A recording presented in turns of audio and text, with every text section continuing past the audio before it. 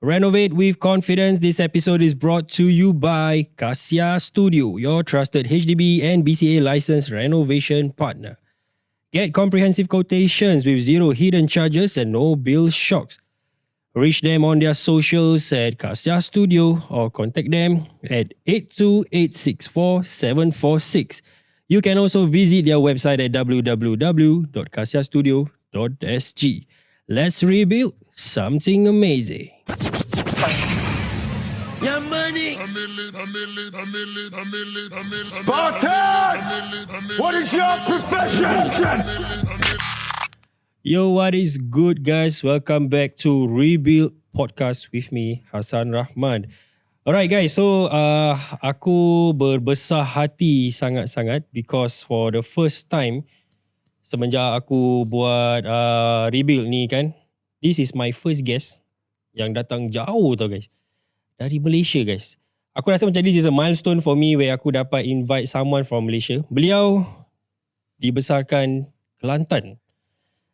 Kalau korang biasa main TikTok, korang akan juga nampak live dia. Hari-hari dia akan buat live di mana dia buat live dia background dalam sel penjara. Lain daripada lain, bukan siap sel penjara dengan dia punya baju purple dengan Toyogo box, serba lengkap lah, betul-betul macam dalam jail. Hari ni di dalam studio bersama kita adalah Mai. Apa khabar Mai? Alhamdulillah. Terima kasih San for having me here. Okay. Salam. Actually aku yang sepatutnya nak ucapkan terima kasih lah pada kau.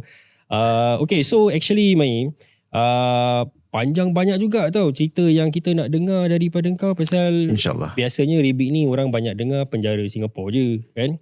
Baik daripada Juvana. Macam sana panggil Juvana Ya. macam sini kita panggil boys home, hostel, kita ada ya sama jugalah macam penjara.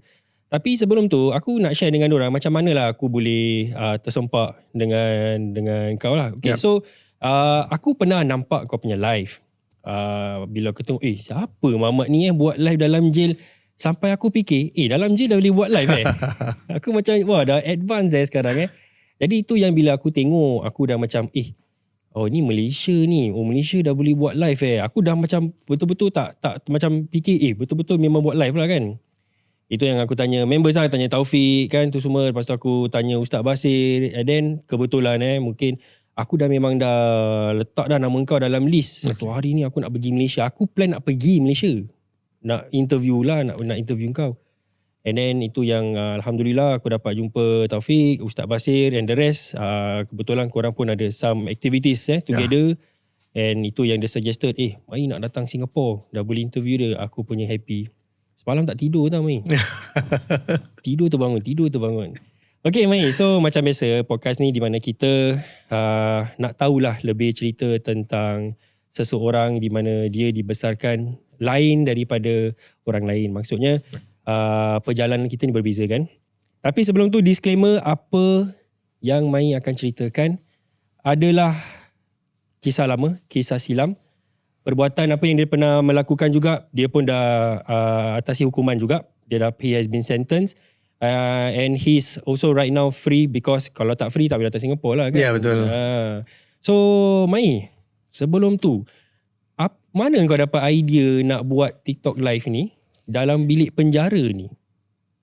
Okay, first of all, salam kenal semua pada sahabat-sahabat dekat SG. Waalaikumsalam. Terima kasih utama sekali pada Hassan Rahman dan Taufik dan Ustaz yang itulah hari ni ada dekat podcast. Betul, Alhamdulillah. Rebuild ni. Rebuild ni. So, kalau Zul Awab dia tak tahu cakap rebuild.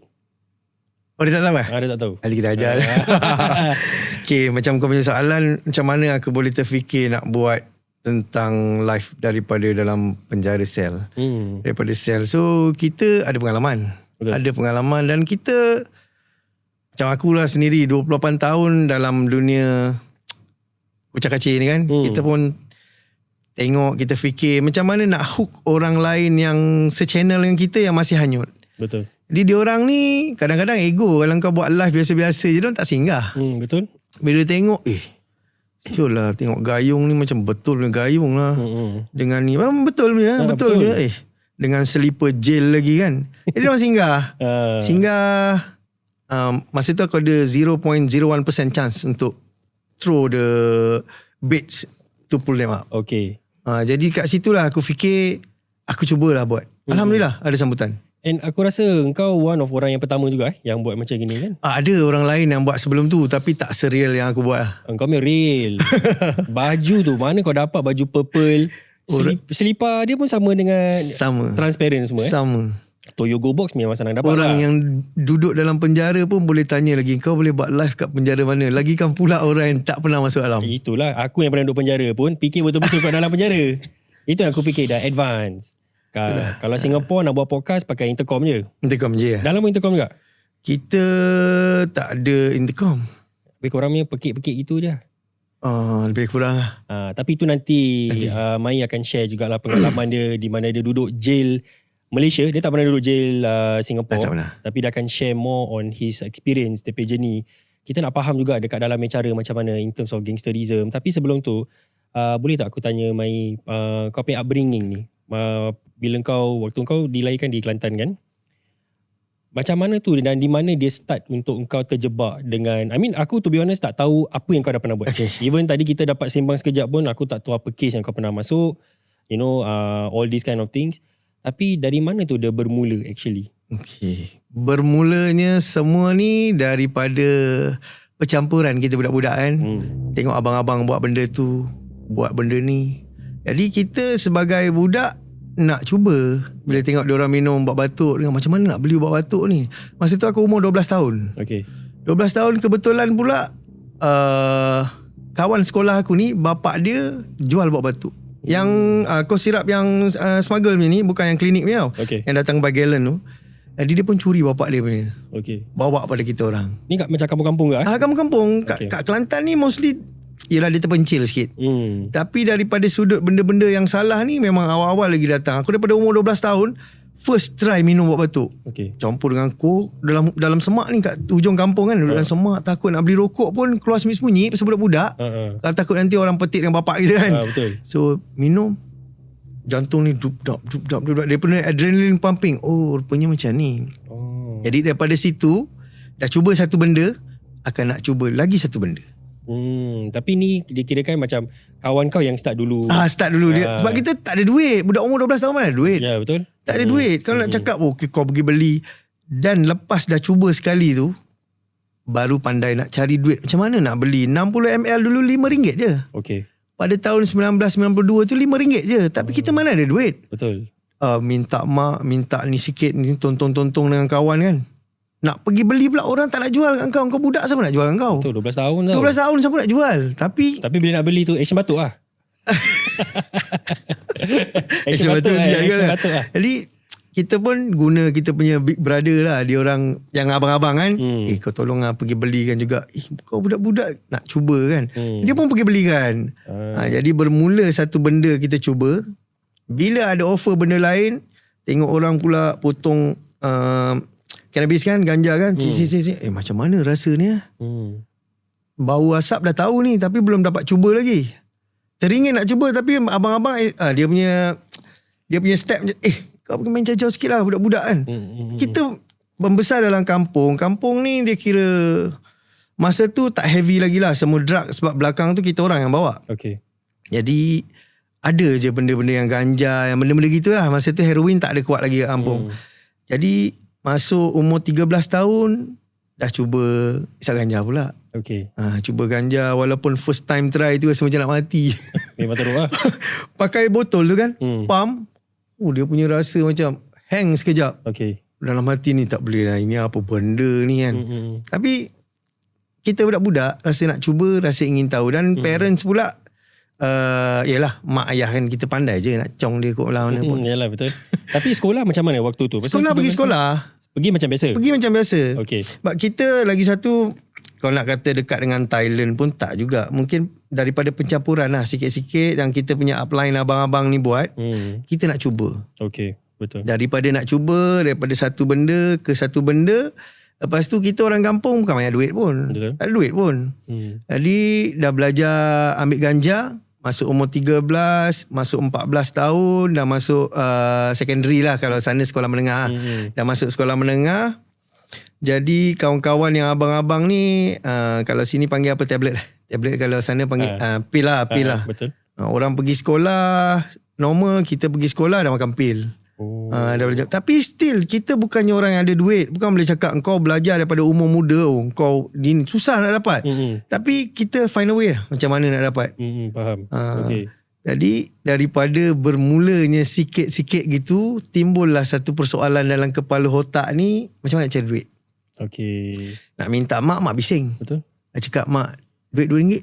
Oh ni buat apa lah, bising. Ini kalau dapat duit raya habis semua kat biji duit raya Habis. Oi. Tapi yelah, kita meningkat remaja dan kita nak mencuba banyak benda kan. Nak mencuba tu, nak mencuba ni. Bila dah hook satu benda yang kita rasa kena ni sedap. Padahal nak beli rokok pun tak ada duit. Yep. Kan?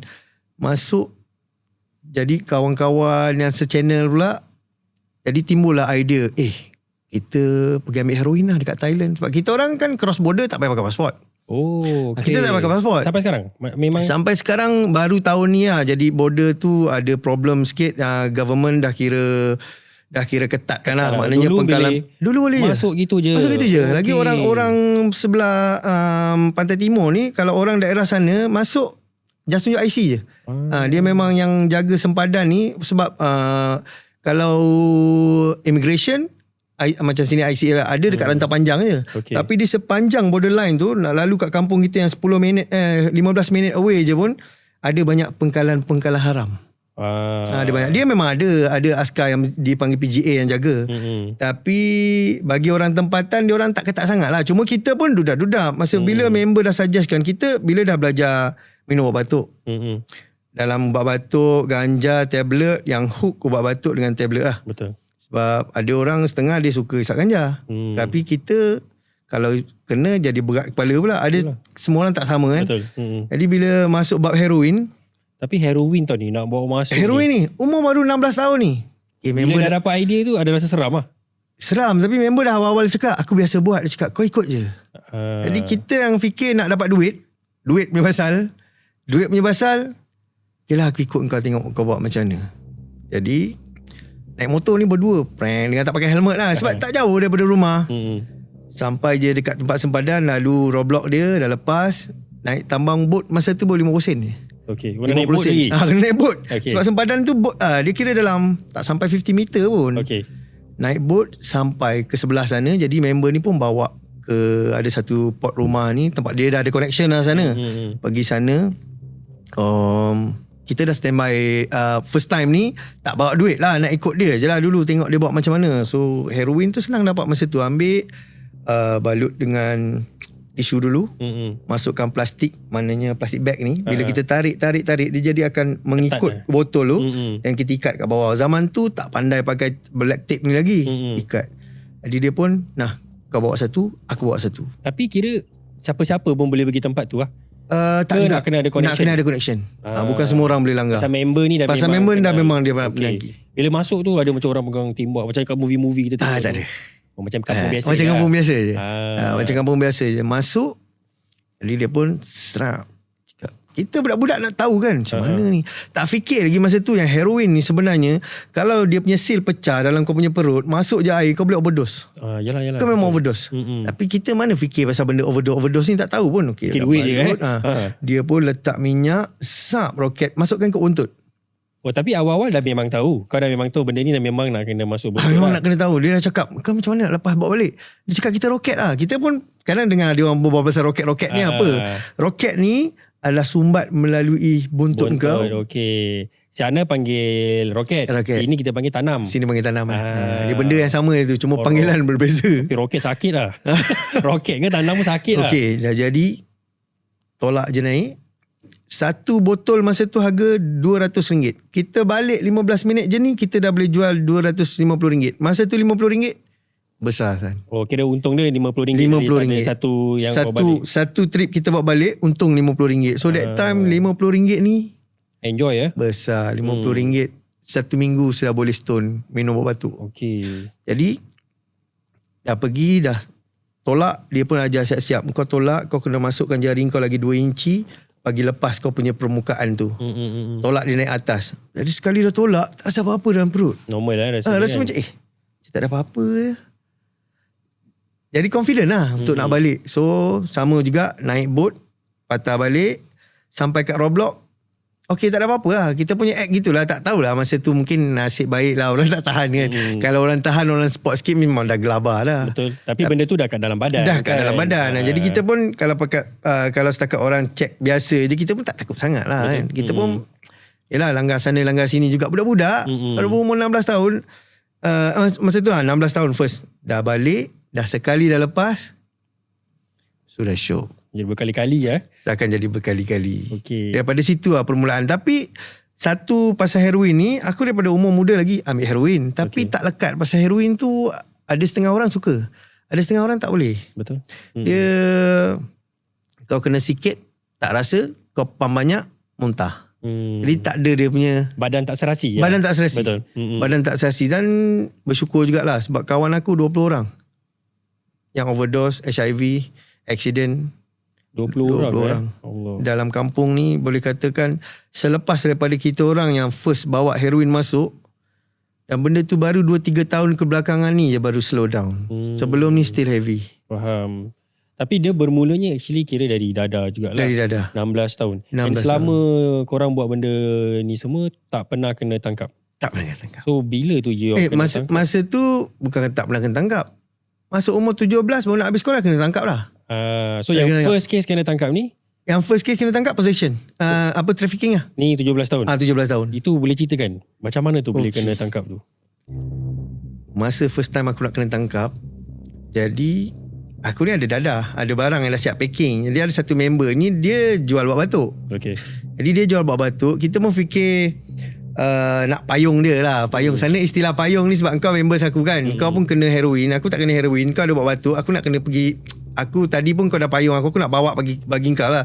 Dan aku tak bawa banyak, simpan kat rumah, bawa sikit je untuk payung dia. Okay. Dah sampai kat rumah dia, rumah kampung dalam hutan, kira dengan jalan raya tu kau kena jalan kaki 50 meter. Okay. Macam kubur-kubur getah kan. Dah masuk, dah sampai rumah dah, nah aku dah bawa engkau barang sikit ni. Dia pun cakap, aku dah ada barang baru ambil tadi, sebotol. Alamak, cakap engkau ada barang pula. Tak apalah, kali kau tolong aku pack barang lah. Dia pun duduk relax, buka straw, bikin straw. Baru tengah cedok. Kita pun stone. Baru tengah kepala pun baru charge lagi buat batuk. Kecek. Tang, tendang pintu. Polis. Alamak. Ramai tu polis? Ramai. Sekali dia kepung tu mungkin dia datang satu tim dalam 12 orang. Macam mana dia boleh tahu you all kat sana? Dia dah follow ni member sebab dia pergi beli straw kat kedai. Beli straw dia beli je? straw satu paket besar. Dia pelik, kau beli straw malam-malam nak buat apa Zul? Kan? Masa kita dah dekat lock up tu kita berbual, kau macam mana polis boleh ni Aku pergi beli straw kot. Straw yang banyak-banyak malam-malam buta. Straw banyak-banyak. Aduh. Cakap lah nak jual air balang ke apa ke. Malam. So first experience kena tangkap. Ni 17 tahun 17 tahun. Okay. Dah kena gari bersilang, bawa pergi balai polis. First time ni nak tengok lock up ni. Alamak, macam mana ni. Panggil statement, dia tak terus panggil statement tau. Statementnya besok pagi. So, terus check in lock up dulu. Oh macam ni rupanya lock up shoot. Dalam hati aku kan, kira ada degil tu masih ada lah. Aku buat, aku tanggung lah. Tak ada fikir macam, aku tengok orang lain lah, bila keesokan harinya dah panggil pergi statement, polis pun tanya kau jual ni berapa lama kau ni. Kita boleh step, oh tak, ni kawan kita yang jual, aku tak jual. Tapi dia still charge bersama lah. Dia panggil charge bersama. Kalau sini sama-sama trafficking lah. Dia kira gitu. Dia kira charge tangkis lah. Tangkis je. Jadi step duduk dalam lah. Tengok masa tu pula first time aku duduk dalam, orang kat dalam lock up tengah balut-balut tembakau lepas makan nasi. Aku cakap, apa benda ni bang? Cakap, kau tak tahu, inilah emas untuk aku di penjara. Apa benda dia Ini lock up masa lock up polis, lock up biasa lock up polis, lock up biasa. Bukan riman penjara. Bukan. Okay. Kita tak sampai riman penjara lagi. Okay. Jadi dia pun ikat getah kan. Lepas makan nasi telan. Kita kalau yang roket tu kita tahulah kan. Kita punya pernah roket. Cakap, oh ni nanti macam mana kau telan? Nanti kat penjara kita keluarkan lah. Berak keluar. Kita pun tak ada experience kan. Oh macam ni. Jadi abang ni bercerita lah pasal reman. Kita pun tak tahu apa-apa. Tu first time kena kan. First time kita pun tak tanya dia macam mana kau bawa masuk, macam mana apa kan. Tak tanya lagi lah. Masa tu just tengok je lah. Step tengok. Oh gini gini. Sekali pula ada orang bawa masuk heroin kat dalam. Ui, Ada orang bawa masuk heroin kat dalam. Jadi tengah susah-susah kat dalam lock up pun, dalam masa tu remand 4 hari je. Sebab mak aku jamin kan. Orang tua dah nangis-nangis kat luar kan. Kita lagi step, jalan lah nak buat macam mana kan. Penjara pun penjara je lah, hadap je lah. Jadi dapat heroin. Tengok first time tengok dalam lock up, macam mana ada heroin kat dalam ni kan? Macam mana dia orang bawa masuk? Kita budak-budak tak tahu lagi. Betul. So dapatkan kertas timah, walaupun timah tu pun dah ronyok-ronyok kan. Bakar step seorang satu sedut pun sehari terbaring steam. Cakap macam ini Then adalah cerita sikit yang aku ingat sangat kat dalam lock up ni. Ada satu budak, dia termenung. Jadi kena kes curi motor. Okay. Dia kena kes curi motor. Dia termenung. Cakap, kau kes apa? Dia cakap, aku kes curi motor. Macam ni rupanya dalam lock up. Dia cakap, aku keluar ni, aku nak lepas burung terkukur bapak aku. Mana dia rasa susah. Aku dalam otak aku fikir macam ni. Kalau aku fikir aku step nak keluar ni jadi baik, kalau aku tak buat, Tuhan mesti marah. Tak apalah, aku kalau keluar ni pun first aku nak buat, aku nak pergi beli ubat batuk dulu, baru aku balik rumah. Aku suka fikir terbalik. Aku fikir terbalik. Betul-betul kita pun ingat, siapa nak jamin kan. Mak kau pun bukan ada duit, tapi dia orang usahakan. Betul. Sampai berhutang sana sini, jamin kau keluar. Okay. Jamin aku keluar. Sempatlah habis juga sekolah. Cuma dalam masa tu, sebab aku kan tak mengaku barang aku, kawan aku yang mengaku. Jadi dalam proses perbicaraan tu, dia kena hantar pusat. Kalau sini kena hantar DRC lah. Betul. Zaman tu DRC boleh panjat pagar lagi lari. Jadi perbicaraan sangkut sebab dia panjat pagar lari. Jadi aku tak nak mengaku salah. Ini bukan barang aku. Masalah juga kawan kau ni. Masalah. Dia panjat, dia lari. Jadi kat kampung kita jumpa. Aku pergi mahkamah besok. Kau pandai-pandai lah. Dia cakap, takkan kita nak petik dia pula kan. Yalah, betul. Yelah, bagi aku bab gitu aku sangat jaga. Kalau bab nak, yelah kita pun bukan baik, tapi kita pun jalan ni juga kan. Jadi perbicaraan tu ambil masa lama lah. Sempat dah habis je sekolah, baru aku terpaksa mengaku barang tu aku punya. Terpaksa mengaku sebab dia lari. Dia tak boleh. Jadi police officer tu dia offer aku macam ni, kau mengaku, kau cap jari kau balik, kau tak pergi penjara. Jadi kita pun mengakulah. Jadi aku mengaku, so bayar denda. Jadi aku kena PS 2 tahun, kena hantar pergi Melaka mula-mula. Lepas tu aku minta pula nak tukar pergi Johor. Macam alasan lah, tapi benda tu selesai kat Johor. Jadi daripada situ bermula episod lain pula. Walaupun yelah, tapi kira kena juga DRC lah. Macam PS dekat luar. PS dekat luar. PS dekat luar. Yang dekat Johor tu masuk lock up juga. Tak, masa tu kita just pergi sign PS lah. Macam hantar report je lah. Just pergi sebulan sekali pergi tunjuk muka. Kita dah tak ambil barang. Masa tu AADK belum ada. Belum. AADK tu macam sini apa kalau kat Singapura panggil apa yang untuk uruskan orang yang addict lah. Dia macam program gitu lah. Macam program gitu. Macam program. So, tadi bila kau cakap bermulanya tu dekat Johor, itu apa yang bermulanya dekat situ? Menjual lagi dadah. Ingat dah relax lah. Ingat dah relax. Tapi kita kan nak tampung kita punya keperluan. Ada setengah orang dia tak pandai kan. Dia tak pandai. Dia tahu membeli je. Ya, betul. Tapi aku punya otak, sebab kita daripada awal-awal lagi jual. Sebenarnya aku lupa nak cakap, aku daripada umur 14 tahun dah jual ganja. Okay. Masa kan aku cakap belajar isap ganja kan. Jadi ada satu brother ni dia jual burger. Yelah kita pun fikir gini. Masa tu kita tak tahu orang guna kita. Jadi bila the more kita berjalan, baru kita tahulah orang bagi kau seketul, kau packing kau jual. Daripada possession situ. Jadi bila dah kena transfer pergi duduk Johor, masa tu aku baru masuk umur 18, nak masuk 19 lah. Tapi maksudnya bila kau cakap transfer pergi Johor tu, transfer PS ke sana pula? Transfer PS ke sana. Okay. Tapi leceh kan gitu kalau kau Kelantan. Aku Kelantan. Masa kena buang mula-mula ni, mak aku suruh pergi duduk dekat arwah pakcik aku dekat Melaka. Okay. Jadi pergi duduk sana, susah buat batuk tak ada. Jadi cari jalan macam mana ni. Tengah PS ni. PS ni. Kena pula buat batuk kat sana. Terus jadi jam otak aku nak naik bas. Jalan gini, alamak, apa benda ni. Kita pun tanya orang, kat mana dapat ni, kenapa. Orang cakap Bandar Melaka klinik ni pergi. Pergi tak jalan juga. Jadi daripada situ fikir, tak boleh dah duduk sini. Kebetulan kakak aku ada kat Johor. Jadi cakap dengan pergi PS sana, cakap, boleh tak kalau saya nak tukar pergi duduk Johor. Kat Melaka ni saya susah lah nak kerja. Kena request juga lah. Kena request juga lah. Dia cakap okey boleh. So transfer pergi Johor. Johor okey sikit. Johor okey. Apa yang okey dia pasal Johor? Johor okey. Bila kat Johor, kawan-kawan ramai.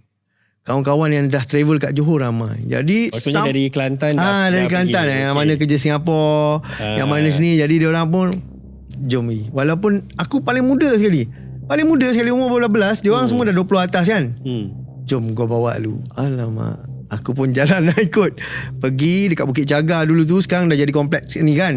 Masa tahun 98 99 tu pergi beli Upjohn, beli ubat batuk. Upjohn Duduk dekat apa ni, Kota Raya dulu kan, ada satu kedai. Masa tu jadi seronok sikit lah. Cuma aku ni, aku ada satu godfather jugalah yang memang tengokkan aku daripada aku zaman budak-budak. Ini lah nanti kita cerita belakang macam mana dia punya jadi sampai boleh duduk mahkamah tinggi, sampai kena yang possession. Gini. Tapi sebelum tu, selama ni daripada sampai kau dah umur 18 tahun, apa yang kau buat ada kena-mena dengan dadah? Tapi belum masuk, macam sana pun orang panggil baju juga kan? Baju juga. Dah mula main baju. Kita memang kat kampung ada satu, aku punya godfather ni memang orang terkenal dengan orang yang samsing. Okay, tapi yang 18 tahun ni belum officially join. Belum officially join. Tapi dia selalu look after kita lah. So godfather ni godfather ni selalu look after kita. Jadi kalau masa tu belum lagi top pasal baju. Masa tahun awal 2000 ni baru-baru nak timbul lah pasal baju yang gini. Dah ada sebenarnya, yang lama-lama ni dah ada. Cuma officially tu boleh katakan ada segelintir je baru. Jadi tapi sebelum tu, kalau siapa-siapa yang mendengar ni yang tak tahu baju tu apa, itu maksudnya geng. Bukan baju ni. Kadang-kadang kita ada pendengar yang tak tahu kan. Baju ni geng. Sekumpulan kongsi gelap lah orang kata. Kongsi gelap, ya. So bila dah pergi Kota Raya tu? Bila dah pergi Kota Raya, mulalah kita pun baru tengok step tempat kan. Jadi culture shock lah bila duduk dekat, walaupun perkampungan Stenggan yang kita duduk kat Kampung Pandan Johor Bahru yang ada lagi sampai hari ni. Pandan semalam baru pergi tau. Baru pergi. Ada lagi port kat sana yang mana which is after all, port tu kawan aku yang pegang sampai sekarang. Jadi bila culture shock kat sana, aku ni mostly cuba bekerja lah. Bekerja, dan at the same time bila kita nak gunakan ubat batuk ke pil ke, aku ni rasa macam sayang kalau guna duit kerja. Jadi rasa sayang siot, kau kerja penat-penat nak duit kau nak pergi bagi tokan semua. Kat situlah kita pun, otak pun dah jalan. Ambil barang jalan. Tak ambil banyak pun ambil sikit lah. Janji kalau kau ambil sebotol, kau jual separuh, kau minum separuh tu free. Faham. Daripada yang untung tu untuk sendiri pakai. Untung tu sendiri pakai. Faham. Jadi daripada zaman tu baru nak start methamphetamine. Daripada ubat batuk, heavy ubat batuk kita jual. Jadi kita tak ada limit nak minum. Sebab kita tahu bila kita ambil satu tong gelin 250, kita jual dapat modal 250, balance kita nak buat apa kita suka. Jadi dah jadi hardcore kat situ. Tu yang air batu start masuk. Start masuk. Tu tahun berapa? Tahun 99. Kira sebelum tu memang tak pernah ada air batu tak dekat pernah ni. Tapi dekat sana diorang panggil batu syabu. Memang betul lah. Memang panggil sabu, ada orang panggil sejuk. Sejuk pasal benda macam kristal kan. Betul. Zaman tu panggil ais lah, pun ada orang panggil ais. Jadi bermulalah dekat situ methamphetamine. Bercampur pula, dua-dua datang. Yang syabu datang, pil kuda pun datang. Ya, aku walaupun travel, duduk sana duduk sini, buat hal sana sini pun tetap balik kampung. Jadi balik kampung, kat kampung ni tetap juga jadi dia punya port. Kat kampung aku ni macam cowboy punya tempat. Sini ada jual dadah, belakang kedai runcit ni ada jual dadah. Tapi orang kampung, yelah dia nak report, takut nanti budak ni berdendam bila keluar. Mentaliti dia orang kan. Bukan macam kita kalau sekarang ni, kita nak report orang, kita nak tolong orang. Dekat kampung dia tak fikir gitu. Nanti report orang keluar, nanti cakap kita kenakan dia apa semua. Jadi benda tu, kat kampung kita ni kita ada lesen. Ada lesen jual. Jadi aku kan travel daripada duduk Johor, gini balik kampung kejap. Dan aku pula bekerja mostly dekat resort dengan hotel. Walaupun bil-bil macam tu kan. Dapat resort sini kerja. Susah masa tu, susah. Orang cakap Inggeris, kita cakap bahasa Melayu balik. Sebab baru-baru kerja kan. Pasal lagi kau daripada Kelantan kan. Daripada Kelantan nak berbual English tu dia bukannya tenang pun kan. Kadang-kadang orang tengok cara aku cakap sekarang, tak percaya pula aku orang Kelantan. Tapi memang aku Kelantan pun. So daripada situ, balik kampung, masuk port. Sebab kawan-kawan daripada basic asal jual dadah. Asal balik, masuk port. time balik kadang-kadang orang ni yang dulu first kita balik dia ni tokan kat dalam. Barang pun banyak. Tokan tu kira macam supplier lah. Supplier. Okay. Dia peruncit lah. Kira dia ada big boss datang letak barang kat dia, dia jalan lah. So datang ni dia pun dengan act dia, dengan jam benggol lagi sedut. Mai. Kita rasa sekali balik kan, kena barang ni. Balik dia orang kena ambush, aku banyak kali selamat. Banyak kali selamat. Dan daripada situ kita travel ke sana ke sini pun, bila kita tetap dalam ambil barang, beli tak best. Membeli dengan orang tak best. Oh, okay. Tak best. Ada orang dia selesa macam tu. Dia tak pandai nak jual. Tapi kita yang dah step biasa jual, membeli dengan orang tak best. Kau kena nak jual juga. Faham. Kau nak jadi tokan lah. Kau kena jadi tokan lah. Okay. Pasal dia macam ego dia lah. Status dia tu macam dah down lah. Kalau, okay, saya faham. Jadi, by the time, rolling sana, rolling sini, dan biasalah bila kita jual barang, kita pun tak boleh kalah dengan orang. Competitors lah kira. Competitors kita tetap ada. Kat mana-mana pun sama je. Kat mana-mana pun. Dan orang yang nak step kau punya tikam, kau punya belakang ke permainan kita lah, senang cakap. Betul. Dan memang permainan kita. Jadi, daripada situ, banyak pengalaman yang kita timba. Dan banyak juga kehancuran yang berlaku sebenarnya. Berlaku gini. Tapi PS masih berterusan PS habis, settle. Tapi aku rasa bila dah habis tu, dia pay tanduk makin tinggi lah. Ya, betul. Jadi apa yang permulaan dia tu lepas kau dah habis PS? Pasal kau dah ada kerja sebenarnya kan. Kerja dah ada. Tapi okay, boleh tak aku tanya, waktu tu memang engkau punya addiction tu, maksudnya ketagihan kau tu, pasal ubat batuk ni dia tak addicted kan sebenarnya. Dia macam habit. Kalau kau tak ambil pun boleh, tak bila ada masalah. dah turn ke methamphetamine tu dia lain macam. Jadi dia mula berubah tu bila Shabu dah masuk. Masa tu ubat batuk pun dah tak popular sangat. Faham. Jadi kau try air batuk tu. Try. So itu berubah dia macam mana tu? Berubah dia macam ni lah. Kau pun memang minum ubat batuk ni, orang minum ubat batuk dia step suka buat kerja. Dia bukan jenis stone, mendap, dia macam orang kena heroin. Okay. Tapi memang hujung-hujung dia kau akan jadi mendap juga. Okay. Tapi first mula-mula kau minum tu rajin. Masuk motor, cilap sana sini. Tapi dia dah, bila power dia nak habis, dah weak kan. Sendu ada. Bila dah tiba datangnya Shabu ni, kita pun step kat Johor kan banyak kawan. Okay. Jadi kawan sana, kawan sini. Kawan sana, masa tu buat batuk pun kita dah possess besar-besar. Okay. Kita dah possess besar. Bukan kita punya sendiri lah, kita punya big brother lah. Datang, ambil daripada sini, hantar pergi Johor. Sampai sana, kena tangkap lagi. Shabu, pasal Shabu. Bukan, kena tangkap buat batuk. Shabu tak kena tangkap masa tu. Okay. Kena tangkap buat batuk. Tapi masa tu dah main Shabu lah. Buat batuk dah kurang-kurang minum lah. Okay.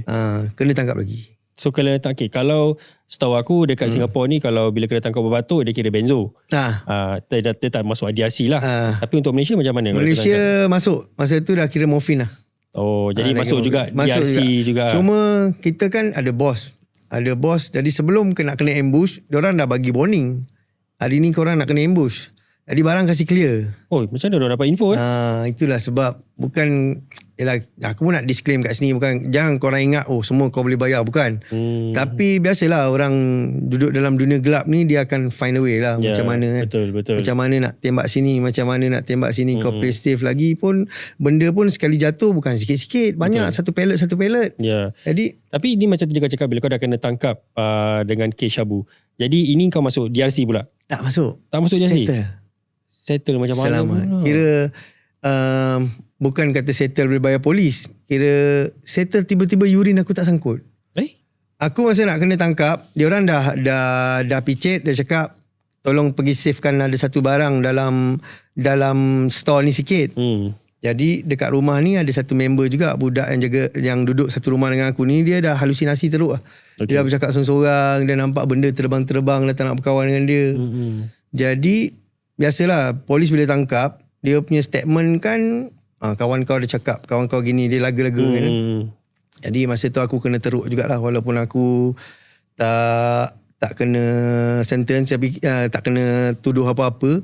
Jadi aku dapat selamatkan store masa tu. Itu pun kalau aku tak tahan sakit, aku rasa dah kena hukuman jadi lama lah. Betul, boleh ada macam masuk lah. Sebab diorang pun bukan gurau sikit-sikit kan. Satu plastik cili padi hijau tu dah tumbuk-tumbuk. Dia kasi letak kat kau punya lato-lato. Ini polis ni ya? Ya. Oh macam gitu dia main kira macam nak ugut kau untuk kau. Untuk bercakap lah. Dia, Kadang-kadang aku tak suka nak cakap macam tu. Aku cakap dia orang suruh nyanyi je.